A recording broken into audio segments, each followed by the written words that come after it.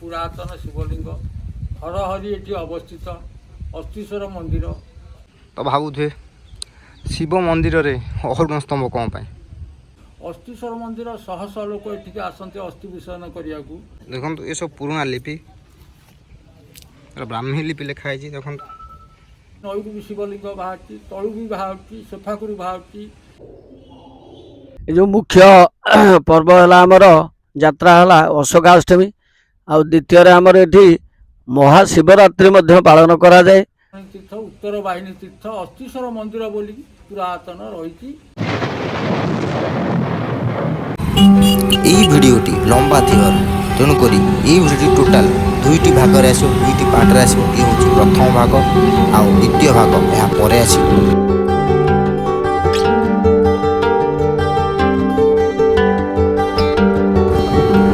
Right side हूँ आम collector office देखो ता फ्रंट रे देखो केते सारा चित्र कराई।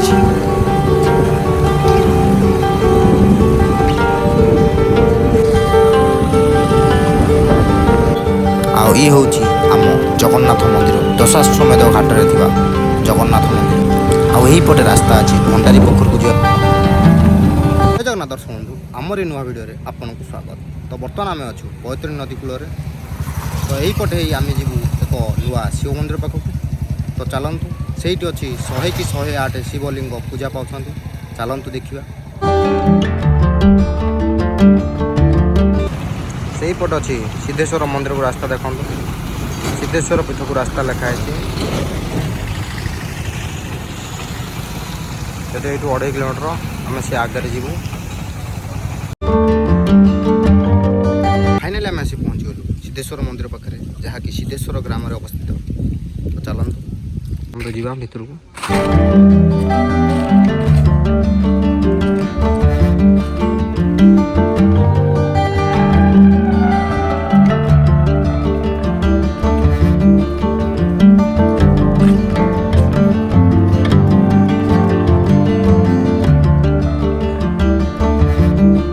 प्रथम साइड अच्छा जगन्नाथ मंदिर देखो भीतर अच्छा जगन्नाथ।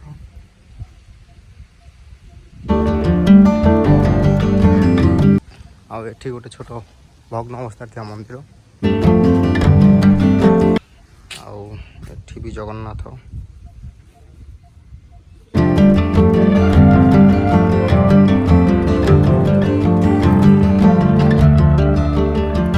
से पाखे बोधे एंट्री पुरातन शिवलिंग हरहरी ये अवस्थित अस्थिस्वर मंदिर शिवलिंग तापर सिद्धेश्वरी सिद्धनाथ सिद्धवट सिद्ध गणेश सिद्धेश्वर स्थान में स्थापित ये तापर ये उत्तर वाहिनी तीर्थ अस्थिस्वर मंदिर ये अवस्थित। अस्थिस्वर मंदिर शह शह लोक ये आसते अस्थि विसर्जन करने को। तार रही पुराण प्रसिद्ध जिते आड़े जो जी अस्थि विसर्जन आम सिद्धेश्वर छड़ा अस्थिस्वर मंदिर छड़ा कौटी ना। बैतरणी कूल ये अवस्थित बहु पुरातन ददाति केसरी अमल ये सब कम होपर हूँ हरहरी बेलपत्री तुलसी ये हूँ नैवेद्य नीति भोग तुलसी आउ बाल्य भोग हूँ बेलपत्री। राति पाइने शह शह लोक पदारू बहु लोक आसती किंतु आर रक्षण सुविधा किसी कराही पारुने। ये ठाकुर मंदिर यदि कौटी भांगीगला कौटी तुटीगला अस्थिस्वर मंदिरटे गोटे पूर्णांग करने पैसा ना तांकर ये रास्ता घाट जीवा आसवा ये समस्ते कहवा कथा हूँ कौन ये ठाकुर प्रति टे नजर रखु। ये बहुत पुरातन कि बहुत माने शिवलिंग बहुत अच्छा नई भी शिवलिंग बाहर तलू भी बाहर सेफाकुरी बाहर यही रक सब बैतरणी तीर्थ उत्तर वाहिनी तीर्थ अस्थिस्वर मंदिर बोली पुरातन रही बहु लोक आसुच्च। किसी सुविधा कराने जहाँकि लोक मान सुविधा रहा बसवा ठाकुर नीति जो हो सब करा हुआ यही प्रति टे ध्यान सरकार दवा दरकार कि बाहर लोक टे आसिक रक्षणाबक्षण कने बहुत उपकृत हूँ। 22 पाइछ ये अच्छी कि 22 पाइछ भांगी भग्न अवस्था रही लोक मैंने नईरे गाधे पाना। तापर बेढ़ारे आ भितर पानी बन्या समय पशिब किमी सांगे सांगे निष्कासन हम तापाई किसी व्यवस्था ना। यही रक ठाकुर मंदिर रोच सरकार कहूँ किसी पैसा दे मेघा प्रोजेक्ट ये पा लाइन नई उठब ମେଘା ପ୍ରଜେକ୍ଟ ପାଣି ଲାଇନ୍ ଗ୍ରାମାଞ୍ଚଳକୁ ଯିବ, କିନ୍ତୁ ହେଲେ କ'ଣ ହେବ, କିଛି କାମ ହେଉଛି, କୋଟି କୋଟି ଟଙ୍କା ଖର୍ଚ୍ଚ ହେଉଛି, ଠାକୁର ମନ୍ଦିର ପ୍ରତି କିଛି ସୁବିଧା ନାହିଁ କି କିଛି କରାହେଇପାରୁନି। ଏଇ ହେଉଛି କଥା ଆମର ସେବାୟତ। କିନ୍ତୁ ଆମେ ପୂଜା ପାଠ ସବୁ କରିବୁ, ଆମେ ଆସି ପଥର ହେଇ ବନ୍ୟାର ଇଏଟା ଭାଙ୍ଗିଗଲା, ତାକୁ ହେଇପାରୁନି। ଠାକୁରଙ୍କ କତିରେ ଚାନ୍ଦିନୀ ଗୋଟେ ଆମେ ନିଜେ ଛୁଆ ସବୁ ଆଦାୟ କରିକି ଯେଉଁ ଠାକୁରଙ୍କ କତିରେ ଖରାପ ପଡ଼ୁଛି ବୋଲି ଲୋକମାନେ ବସିବେ। ଯେଉଁ ଯାତ୍ରା ଅଶୋକାଷ୍ଟମୀ ଯାତ୍ରା ଗୋଟେ ବଡ଼ ଯାତ୍ରା, ଏଇ ଯେଉଁ ବାରୁଣୀ ପରେ ଏ ଅଶୋକାଷ୍ଟମୀ ପଡ଼େ। ଆଉ ଏଠି ଗୋଟେ ବହୁତ ଲିଙ୍ଗ ଥିଲା, ହେଇ ଲିଙ୍ଗ କରାହେଇଛି 22 ପାଇଛ। କେତୋଟି ପାଇଛ ଅଛି ଦେଖନ୍ତୁ, ସବୁ ହେଉଛି ଭଗ୍ନ ଅବସ୍ଥା। ଏଠି ଗାଧେଇବାକୁ ଅସୁବିଧା ହେଉଛି, ଗାଧେଇ ପାରୁନାହାନ୍ତି। ଯେଉଁ ବାହାରିଥିଲେ ଶିବଲିଙ୍ଗ ସେ କେଉଁ ଜାଗାରେ ବାହାରିଥିଲେ? ସେଇ ବାଲିରେ କୁଢ଼ା ହେଇନି ନା, ସେଇ ଜାଗା ଉପରେ ଏ ପଥର ଖଣ୍ଡ ଖଣ୍ଡ ରହିଛି। ତାର ଯେଉଁ ମୂର୍ତ୍ତି ଯେ ପଥର ଅଛି, ଆଉ ବଡ଼ ଶିବଲିଙ୍ଗ ଅଛି ସେଠୁ ଆଣିକି ସ୍ଥାପନା କଲୁ, ଆଉ ଛୋଟ ଶିବ ଯେ ସେଇଠି ଆଣିକି ରଖିଛୁ ସେ ଯେଉଁ ଗଛ ମୂଳରେ। এইটা কেবল গোটে ଅଛି ପାନ୍ଥ ନିବାସ। ପାନ୍ଥ ନିବାସ। ଏଠି ଲୋକମାନେ ଆସିଲେ ଟିକେ ବସନ୍ତି, ଭଲ ମନ୍ଦ କରନ୍ତି, ନୀତି ଫୀତି ଠାକୁରଙ୍କ ବଡ଼ ରୋଷେଇ ହୁଏ, ଯାହାର ମାନସିକ କରନ୍ତି ବଡ଼ ରୋଷେଇ ହୁଏ, ଠାକୁରଙ୍କ ନୀତି ଫୀତି କରନ୍ତି, ଏଇସବୁ ଆଉ। ଏଠି କିଛି ମଣ୍ଡପର ସୁବିଧା ନାହିଁ, କିଛି ନାହିଁ। ତ ସବୁ କହୁଛନ୍ତି ଯେ କରିଦେବେ, କିନ୍ତୁ ଏପର୍ଯ୍ୟନ୍ତ କିଛି ହେଇନି। ଏଇ ଯେଉଁ ସ୍ପର ଦୁଇଟା ନଈ ଯେଉଁ ଆମର ସିଆଡ଼ୁ ଆସିଛନ୍ତି, ପଶ୍ଚିମରୁ ଆସିଛି, ଉତ୍ତରକୁ ବହିଛି ଏଇ ଜାଗା ଉପରେ ସ୍ପର, ବଡ଼ ବଡ଼ ସ୍ପର ଦୁଇଟା ଥିଲା, ଭାଇ ସୋଧା ନଈ କୁହନ୍ତି। ସିଏ ଆମର ଜଣେ ଚିଫ୍ ସେକ୍ରେଟାରୀ ଥିଲା ନାରାୟଣ ପାତ୍ର ବୋଲି, ସେଇ ସମୟରେ ହେଇଥିଲା। ଏଠି କିଛି ନାହିଁ, ଏଇ ବେଢ଼ା ସବୁ ଭାଙ୍ଗି ପଥର ସବୁ ଖଣ୍ଡ ଖଣ୍ଡ ହେଇ ଚାରି ପାଖରେ ପଡ଼ୁଛି। ଆ ପାଇଁ ମରାମତି କିଛି ନାହିଁ। 22 ପାଇଛ ନଈରେ ଜଣେ ଯାଇକି ଏଠି ଅଶୋକାଷ୍ଟମୀରେ 22 ପାଇଛରେ ପିଣ୍ଡ ଦାନ, ବାଲିରେ ପିଣ୍ଡ ଦାନ କଲେ ମହା ପୁଣ୍ୟ ହଉ ବୋଲି ଆର ଅଛି କିମ୍ବଦନ୍ତୀ, କିନ୍ତୁ କିଛି କରାହେଇପାରୁନି। 22 ପାଇଛରେ ବୁଲି ପାରୁ, ନଈରେ ଗାଧେଇଲା ବେଳକୁ କାର୍ତ୍ତିକ ମାସରେ କାର୍ତ୍ତିକ ପୂର୍ଣ୍ଣିମା ଦିନ, ଶିବରାତ୍ରି ଦିନ, ଅଶୋକାଷ୍ଟମୀ ଦିନ ଏଠି ଗାଧେଇକି ଛୁଆ ପିଲା ଗଡ଼ୁଛି, ଗୋଡ଼ ହାତ ଭାଙ୍ଗି, କିନ୍ତୁ ତା ପାଇଁ କିଛି ବ୍ୟବସ୍ଥା ନାହିଁ। ଏଇ ହେଉଛି କଥା।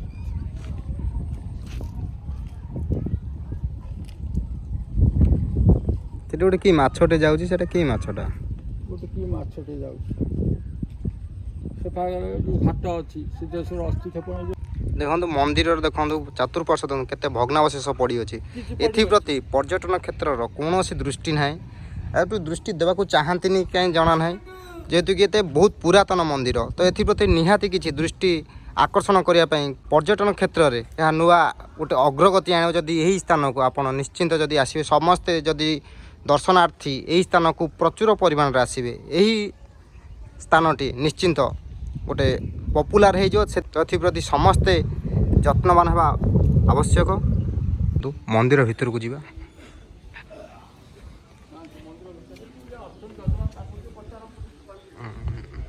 ଦେଖନ୍ତୁ କେତେ ପୁରାତନ ମନ୍ଦିର।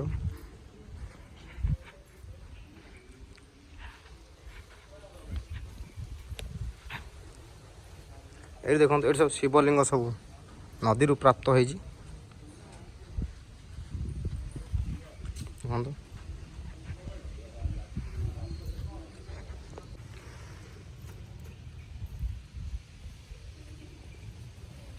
ଏଇଠି ଦେଖନ୍ତୁ ଲେଖା ହେଇଛି କେତେ ପୁରୁଣା ଲିପି।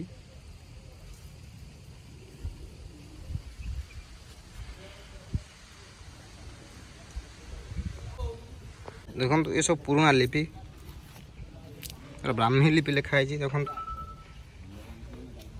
ସେଠି କିଛି ଭଙ୍ଗି ଯାଇଛି, ହେଉଛି ଅରୁଣ ସ୍ତମ୍ଭ। ତ ଭାବୁଥିବେ ଶିବ ମନ୍ଦିରରେ ଅରୁଣ ସ୍ତମ୍ଭ କ'ଣ ପାଇଁ? ତ ଚାଲନ୍ତୁ ଭିତରେ ଦେଖିବା। ତ ଏଇଠି ଅଛନ୍ତି ନନ୍ଦୀ ମହାରାଜ।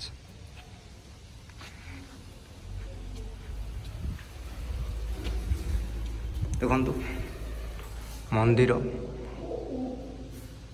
ମନ୍ଦିରର ପ୍ରଥମେ ବାମ ପାର୍ଶ୍ୱରେ ଅଛନ୍ତି ଶଙ୍ଖ ଚକ୍ର, ଏ ଶଙ୍ଖ ସାଇଡ଼ରେ ପଦ୍ମ, ଆଉ ଏପାଖ ସାଇଡ଼ରେ ଅଛନ୍ତି ଗଣେଶ। ଇଏ ବି ଗଣେଶ।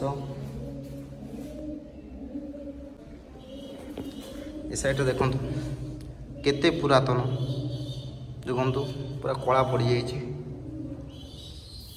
ଆଉ ଏ ସାଇଡ଼ରେ ବି ସେଇଭଳି। ଆଉ ମୁଖ୍ୟ ଗର୍ଭଗୃହରେ ଅଛନ୍ତି, ଦେଖନ୍ତୁ ଏଠି ପୂଜା ପାଉଛନ୍ତି ହରିହର ଶିବ ଏବଂ ବିଷ୍ଣୁ ଏହି ଗୋଟିଏ ଜାଗାରେ ପୂଜା ପାଉଛନ୍ତି। ତ ସେଥିପାଇଁ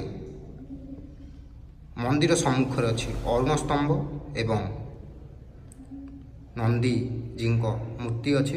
ଏଠି ଦେଖନ୍ତୁ ଇଏ ହେଉଛନ୍ତି ବାବା ସିଦ୍ଧେଶ୍ୱର, ପଛରେ ଅଛନ୍ତି ସିଦ୍ଧେଶ୍ୱରୀ ମାତା ପାର୍ବତୀ।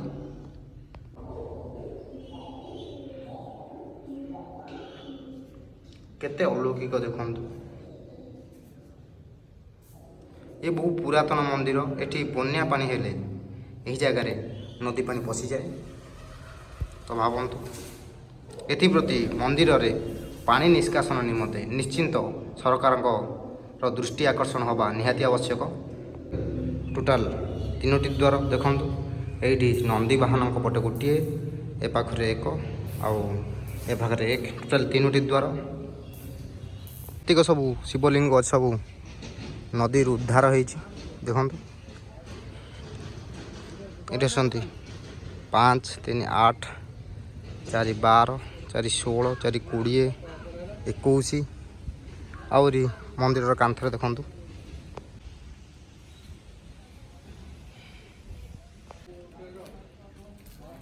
ଏଠି ଦେଖନ୍ତୁ ଏଠି ଅଛି ଗଣେଶଙ୍କର ମୂର୍ତ୍ତି।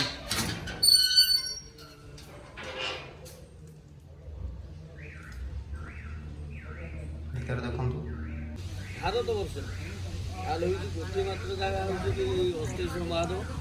ଅସ୍ତେଶ୍ୱର ମାନେ ବୈତରଣୀ ଉତ୍ତରାଭିମୁଖ ଯେଉଁଠି ହେଇଛନ୍ତି ସେଇ ଜାଗା ମାନେ ଯାଜପୁରରୁ 5 କୋଶ ଦୂର ପୂର୍ବକୁ ଗଲେ ବାଁ ସାଇଡ଼୍ ପଡ଼ିବ ସିଦ୍ଧେଶ୍ୱର ମନ୍ଦିର, ସିଦ୍ଧନାଥ ମନ୍ଦିର। ସେଇ ସିଦ୍ଧନାଥ ମନ୍ଦିର ପାଖରେ ହେଉଛି ଅସ୍ତେଶ୍ୱର ମହାଦେବ ଅଛନ୍ତି ଭଗ୍ନ ଅବସ୍ଥାରେ। ଆମ ସେବାୟତ ମାନେ ମିଶିକି ଯାହା ବି ମନ୍ଦିରଟି ଏତେ ବାଟ ପର୍ଯ୍ୟନ୍ତ ନେଇଛୁ ଆମେ। ଯାହା ହଉ ପ୍ରଶାସନ କ'ଣ ଆସିଛି ପଇସା ଯାହା ହବ ହବ।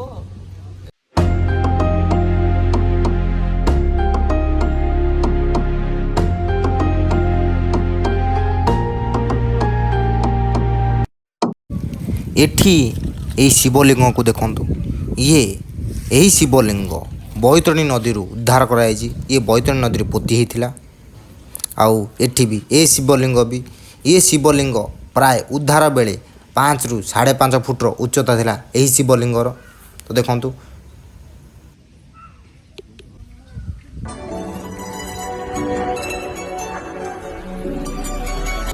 ଏଇଠି ହେଉଛି ଅସ୍ତେଶ୍ୱର ମହାଦେବ ଦେଖନ୍ତୁ। ଇଏ ହେଉଛନ୍ତି ଅସ୍ତେଶ୍ୱର ମହାଦେବ।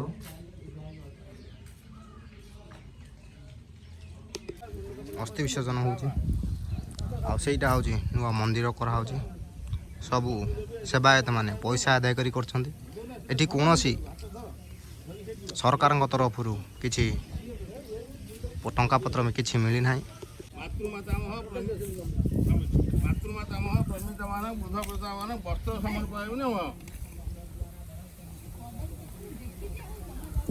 ଆସନ୍ତୁ ବର୍ତ୍ତମାନ କଥା ହେବା ମନ୍ଦିରର ପୂଜକଙ୍କ ସହ, ବାବା ସିଦ୍ଧେଶ୍ୱରଙ୍କର ରୀତିକାନ୍ତି ଏବଂ ଅନ୍ୟାନ୍ୟ ପର୍ବପର୍ବାଣି ଏବଂ ତାଙ୍କ ଐତିହ୍ୟ କିମ୍ବଦନ୍ତୀ ବିଷୟରେ ବୁଝି ନେବା ନନାଙ୍କ ଠାରୁ। ଚାଲନ୍ତୁ। ଏ ଯେଉଁ ମୁଖ୍ୟ ପର୍ବ ହେଲା ଆମର ଯାତ୍ରା ହେଲା ଅଶୋକାଷ୍ଟମୀ। ଆଉ ଦ୍ୱିତୀୟରେ ଆମର ଏଠି ମହାଶିବରାତ୍ରି ମଧ୍ୟ ପାଳନ କରାଯାଏ। ଏ ଶିବରାତ୍ରିରୁ ବହୁ ଦୂର ଦୂରାନ୍ତରୁ ମହାପ୍ରଭୁଙ୍କର ଯେଉଁ ଜାଗର ଯାତ୍ରା ଆମର ଏଟାକୁ ଦେଖିବା ପାଇଁ ସମସ୍ତେ ଆସନ୍ତି। ବହୁ ଭକ୍ତମାନେ ଉପସ୍ଥିତ ରହନ୍ତି। ଆମର ରାତ୍ର ସେଇ 2:30 3ଟା ବେଳେବେଳେ 4ଟା ରାତିରେ ମଧ୍ୟ ମହାଦୀପ ଉଠେ। ମହାଦୀପ ଆମର ଏଠି ଲୁହା କଡ଼ି ଲାଗିଛି ମହାଦେବଙ୍କର। ସିଏ କାହିଁ କେତେ ବର୍ଷ ଆବାହନ କାଳରୁ ମହାଦେବ ମନ୍ଦିରକୁ ଲାଗିଛି ସେ କଡ଼ି ଉପରେ ଚଢ଼ିକି ସେବାୟତ ଯାଆନ୍ତି। ଯାଇକି ଆମର ଜାଗର ଜାଳନ୍ତି, ବାକି ମହାଦୀପ ଉଠେଇକି ଡାକନ୍ତି ଭକ୍ତମାନଙ୍କର ମନସ୍କାମନା ପୂର୍ଣ୍ଣ ନିମନ୍ତେ। ଭକ୍ତମାନଙ୍କର ମନସ୍କାମନା ପୂର୍ଣ୍ଣ ନିମନ୍ତେ ସେଇ ମହାଦେବଙ୍କ ମନ୍ଦିର ଉପରେ ଡାକନ୍ତି। ସେ କଡ଼ିରେ ଚଢ଼ିକି ଆଉ ଲୁହାରେ ଶିକା ଲାଗିଛି, ଶିକାରେ ଆମର ପଲମରେ ଯେଉଁ ମହାଦୀପ ଉଠେ। ଆଉ ସେ ସମୟର ଦୃଶ୍ୟ ଆପଣ ଦେଖିଲେ ହିଁ ଜାଣିପାରିବେ। ଆଉ ଯେଉଁ ଭକ୍ତମାନେ ଆସିଛନ୍ତି ତାଙ୍କର ମନସ୍କାମନା ମଧ୍ୟ ନିଶ୍ଚିତ ପୂର୍ଣ୍ଣ ହେଇଛି। ଆଉ ଇଏ ଜାଗର ଯାତ୍ରା ଅନ୍ୟ ମନ୍ଦିର ଠାରୁ ଅନ୍ୟତମ ଯାତ୍ରା, ଆପଣ ଦେଖିଲେ ଜାଣିପାରିବେ। ଆଉ ଗୋଟିଏ ଯାତ୍ରା ଅଛି ଆମର 7 ଦିନ ଧରି ଆମର ଏଠି ଭାଗବତ ହେଉଛି ବସନ୍ତି। ଭାଗବତ ପାଠ ହୁଏ। ଆମର କାର୍ତ୍ତିକ ପୂର୍ଣ୍ଣିମା ପୂର୍ବରୁ 7 ଦିନ ଯେଉଁ ନବମୀରୁ ବସେ ଆମର ପୂର୍ଣ୍ଣମୀ ଦିନ ଉଦ୍ଯାପନ ହୁଏ। ସିଏ ମଧ୍ୟ ଗୋଟିଏ ଯାତ୍ରା ହୁଏ। ଆଉ ଏଠି ବହୁ ଭକ୍ତମାନେ ଆସନ୍ତି, ବହୁ ଦୂର ଦୂରାନ୍ତରୁ ବି ଆସିକି ଏଠି ଆମର ବୋଇତ ଭସାଣ ଏ ଯେଉଁ ଡଙ୍ଗା ଭସେଇକି ଯାଆନ୍ତି। ଆଉ ମହାପ୍ରଭୁ ଜଗନ୍ନାଥଙ୍କର ମଧ୍ୟ ଆଶୀଷ ନିଅନ୍ତି। ସିଦ୍ଧନାଥ ଦର୍ଶନ କରିକି ଏଠି ହେଉଛି ଆଶୀଷ ଲାଭ କରନ୍ତି। ମୁଖ୍ୟ ଜିନିଷ ଅଶୋକା ଅଷ୍ଟମୀ ଯାତ୍ରା ହେଲା ବାର୍ଷିକ ମେଳା। ଏ ବାର୍ଷିକ ମେଳା ମୁଖ୍ୟ ମେଳା। ଏ ମେଳାରେ ଆପଣ ଅଷ୍ଟ ଅଶୋକ କଳିକା ଗଣ୍ଡୁସେ ଜଳ ପାଇଲେ ଆପଣଙ୍କ ଚଳନ୍ତି ସମ୍ବତ୍ସରର ଦୁଃଖ ସୁଖ ମୋହ ସବୁ ହେଉଛି ଶୋକ। ଦୁଃଖ ଶୋକ ମୋହ ସବୁ ଦୂର ହୋଇଯିବ। ଗ୍ରହରିଷ୍ଟ ଶାନ୍ତି ହେବ। ଆପଣ ବହୁତ ମାନେ ଶାନ୍ତି ଲାଭ କରିପାରିବେ। କଲ୍ୟାଣ ପ୍ରାପ୍ତି ହୋଇପାରିବ ଆପଣଙ୍କର। ଇଏ ହେଉଛି ଆମ 3ଟି ଯାତ୍ରା ହୁଏ। ଏ 3ଟି ଯାତ୍ରା ମୁଖ୍ୟ ଯାତ୍ରା। ଆଉ ଆପଣ ଦେଖିଲେ ଜାଣିପାରିବେ। ଆପଣ ବହୁ ସଂଖ୍ୟାରେ ଆସିକି ଏଠି ଭକ୍ତମାନଙ୍କୁ ନିବେଦନ ବହୁ ସଂଖ୍ୟାରେ ଆସି ଏଠି ଉପସ୍ଥିତ ହେଇ ସେ ଜାଗର ଯାତ୍ରା କୁହନ୍ତୁ, ଅଶୋକାଷ୍ଟମୀ କୁହନ୍ତୁ ବା କାର୍ତ୍ତିକ ପୂର୍ଣ୍ଣିମା ମେଳା କୁହନ୍ତୁ, ଆସିକି ବୁଲିକି ଆପଣ ଯାଆନ୍ତୁ। ଆପଣ ଜାଣିପାରିବେ କାହିଁକି ନା ପୁରାଣ ବର୍ଣ୍ଣିତ 700 ଥର ଯିବ ପୁରୀ। 700 ଥର ଲାଇଫ ଭିତରେ ତ ହେଇପାରେ ନା ଜୀବନ କାଳ ଭିତରେ। ତେଣୁ ତାକୁ କାଟିକି 7 ଥର କରାହେଇଛି। 7 ଥର ଯିବ ପୁରୀ, ଥରେ ଯିବ ରସିକା କଡ଼ି। ଇଏ ରସିକା କଡ଼ି ଯାତ୍ରା ନାଁରେ ଅଶୋକାଷ୍ଟମୀଟା ସେଟା ରସିକା କଡ଼ି ନାଁରେ ପରିଚିତ। ଏ ରସିକା କଡ଼ି 7 ଥର ଯିବ ପୁରୀ, ଥରେ ଯିବ ରସିକା କଡ଼ି, ତେବେ ଯିବ ପାପ ଛାଡ଼ି। ତେଣୁ ଏଇ ଯେଉଁ ଜିନିଷ କୁହାହେଇଛି ଏ ଜିନିଷ ପୁରାଣ ବର୍ଣ୍ଣିତ, ଶାସ୍ତ୍ର ବର୍ଣ୍ଣିତ। ତେଣୁ ଆପଣ ଆସିକି ଏଠି ପହଞ୍ଚିକି ଆପଣ କୃପା ଲାଭ କରନ୍ତୁ। ମୋର ଏତିକି ନିବେଦନ ରହୁଛି। ଜୟ ଶିବଶମ୍ଭୁ, ଜୟ ସିଦ୍ଧନାଥ ମା ସିଦ୍ଧେଶ୍ୱରୀ, ଜୟ ଅସ୍ତେଶ୍ୱର ମହାଦେବ କି ଜୟ। ଏହି ପୋଲଟି ସିଦ୍ଧେଶ୍ୱର ଗ୍ରାମରୁ ଆନନ୍ଦପୁରକୁ କନେକ୍ଟ କରୁଛି। ଏଇଟା ହେଉଛି ବୈତରଣୀ। ଏଠି ପିଣ୍ଡଦାନ ହେଉଛି।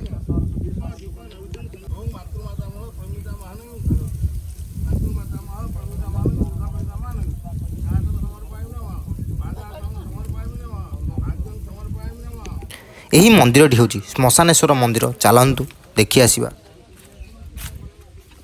ଦେଖନ୍ତୁ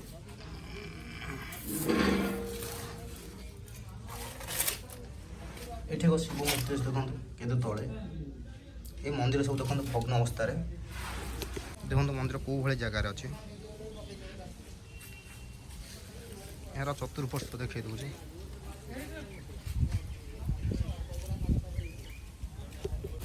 ଏହି ମନ୍ଦିରକୁ ଦେଖନ୍ତୁ। ଇଏ ହେଉଛି ଅସ୍ତୀଶ୍ୱର ମନ୍ଦିର, ଯାହାର ଅବସ୍ଥା ଦେଖନ୍ତୁ କେତେ ଜରାଜୀର୍ଣ୍ଣ ଅବସ୍ଥାରେ ଅଛି, କେତେ ଭଗ୍ନ ଅବସ୍ଥାରେ ଅଛି।